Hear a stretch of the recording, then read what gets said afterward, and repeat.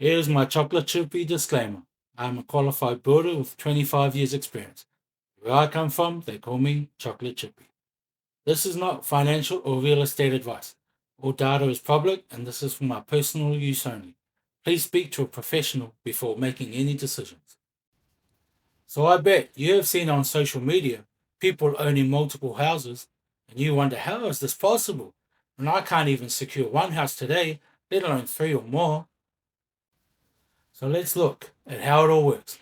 And you are in for today's chocolate chippy special. Butter chicken and a garlic naan bread. Here we go. So what is a trust? Think of a trust like a vault. You have houses in the vault, but they are not in your own name, okay? Say what? The vault, which is the trust, owns them. The trust's name is all over the paperwork, and you control the opening and closing of the vault door through a structured trust. Inside the vault, you can have different kinds of assets. In the vault, you can have a house or multiple houses, cars and boats. You get my drift. So each one sits inside the trust, safe, protected, and separate from you personally. So this word personally is the special. Tell me more, was it love at first sight? Uh-huh. Yeah, it got me stimulated. So why use a trust for property, you ask? So let's be honest. In Australia, there are only three ways of getting rich: inheritance, lotto, and the sad truth is to sue someone. Right? So protection of assets are paramount. To anyone who goes down this road, if someone tries to sue you, they will get stupefied because you actually don't own anything. Right? The trust owns all the assets. The trust shields your assets. You can't touch this. Flexibility is also on offer. You can buy multiple properties through the same structure and distribute income, which is rent, to family members in the most tax efficient way. Did you say, hold up, wait a minute, something ain't right here? Tax efficient does not mean tax evasion, if that's what you are thinking. So to me, the letter I in the alphabet is the most powerful letter there is. Because once you put it in front of legal, you get the go directly to jail, do not pass go, do not collect $200 card. And ain't nobody got time for that. And plus, I'm too sexy for your body, let alone prison time. You feel me? Now we have legacy, is what you leave behind for your family. When you pass away, you still have control from the grave. However, you must have a will, because the last thing you want is for the courts to step in and decide your family's fate. Right? So through what is called probate, which is a legal traffic jam. This could take years to sort out. And the only people getting wealthier off your family's affairs are the solicitors, okay? So if you leave a will, this way you avoid dramas. Just clear instructions of who is left in charge, where and how money is distributed amongst your family. Okay, so I hope you have picked up on what I'm laying down. Is trusts offer protection, flexibility, and legacy, okay?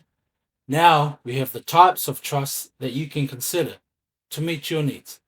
Stay with me. Look at me. Look at me.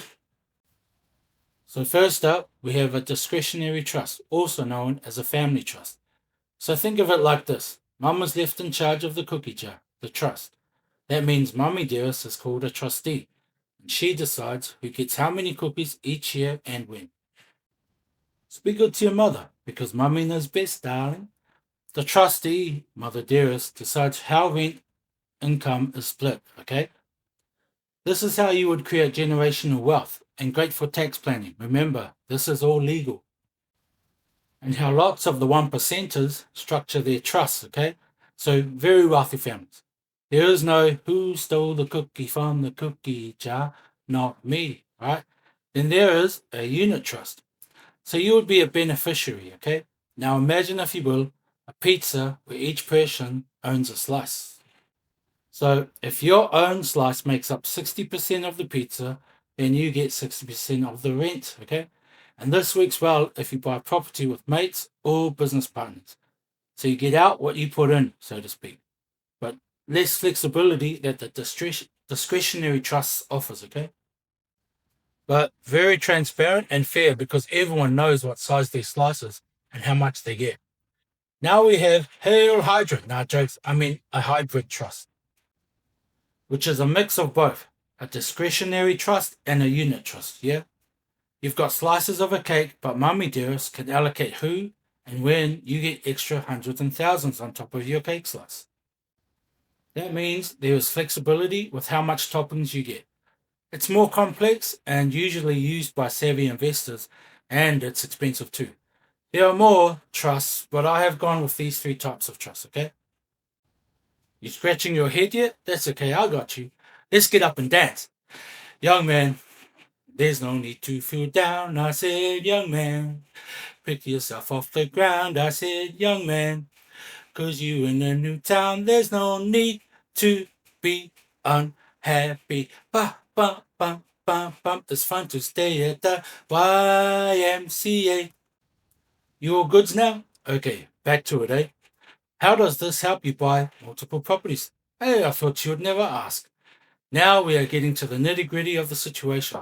So banks will be accommodating to you and roll out the red carpet and offer you cashbacks and other incentives to get your business, which is a mortgage. But here's where you get stupefied. Once you get to the point where you have 3 mortgages at one bank, you get the royal smackdown when applying for your 4th investment property. Bank says, "Gotcha, bitch!" Because you have now become a risk to the bank and a stop to your property empire. Have no fear, I got your Willy Wonka golden ticket right here, baby. So, are you ready to rumble? Because through a trust, the banks can't see that you own anything because it's all in a trust, so you appear to be debt free. Can you dig it? I said, can you dig it? Yeah. Look, you still need a wage to cover a mortgage. I just want to be clear on that, okay? Now, rule of thumb is if you decide to go down this road, you need to ask the accountant and solicitor, do you own investment properties yourself? If the answer is no, then you need to gap it, okay? Look, it's always good to find a company that has it all under the one roof: solicitor, mortgage broker, accountant, and financial advisor. Why? Because they will all talk to each other. Plus, they already understand the trust structures for your personal empire. So they will structure loans, taxes, and investment strategies that will become your generational wealth vehicle. So the properties sit in the trust and you act as a guarantor. This means all assets are inside the vault. You control when the vault doors opens and closes. Okay, you now have a tax plan. You can sprinkle the rental income around your family to reduce the tax sting. Remember, this is all legal, okay?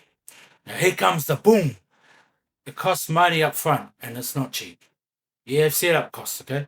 A trust can cost $1,500 to $3,000 to set up, plus yearly accounting fees. Can be quarterly depending on your structure. Now, you will also have land tax, but some states charge more land tax if you hold property in a trust. You just got to figure out which trust suits what you want to do.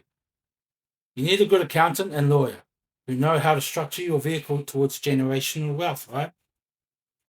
So here are some stats. Over 1 million trusts exist in Australia. That's roughly 1 to every 26 people, and around 80% of them are discretionary trusts, yeah?